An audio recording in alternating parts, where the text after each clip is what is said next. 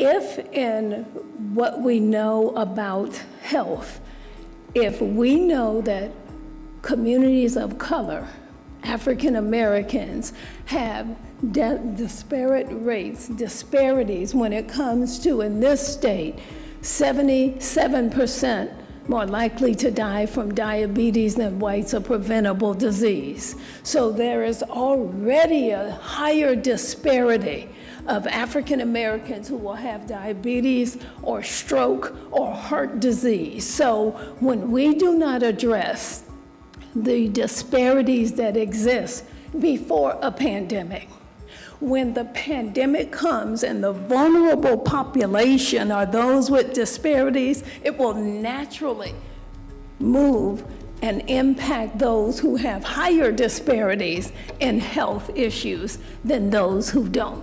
I understand African Americans have a higher incidence of chronic conditions, and that makes them more susceptible to death from COVID.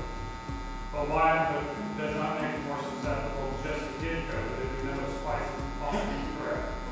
Could it just be that African Americans or the colored population do not wash their hands as well as other groups, or wear masks, or do not socially distance themselves? Could that just be the explanation of why the higher incidence? That is not the opinion of leading medical experts in this country, from the CDC to HRSA to HHS.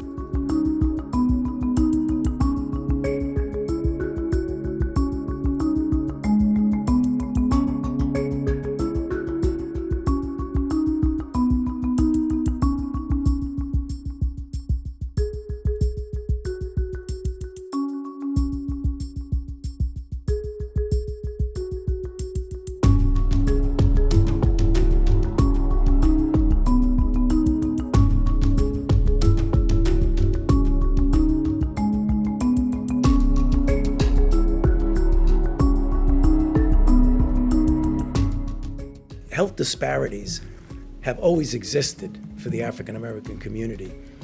But here again, with the crisis, how it's shining a bright light on how unacceptable that is. Because yet again, when you have a situation like the coronavirus, they are suffering disproportionately. As Dr. Berg said correctly, it's not that they're getting infected more often, it's that when they do get infected, their underlying medical conditions, the diabetes, the hypertension, the obesity, the asthma, those are the kind of things that wind them up in the ICU and ultimately give them a higher death rate. So when all this is over, and as we've said, it will end, we will get over coronavirus, but there will still be health disparities, which we really do need to address in the African American community.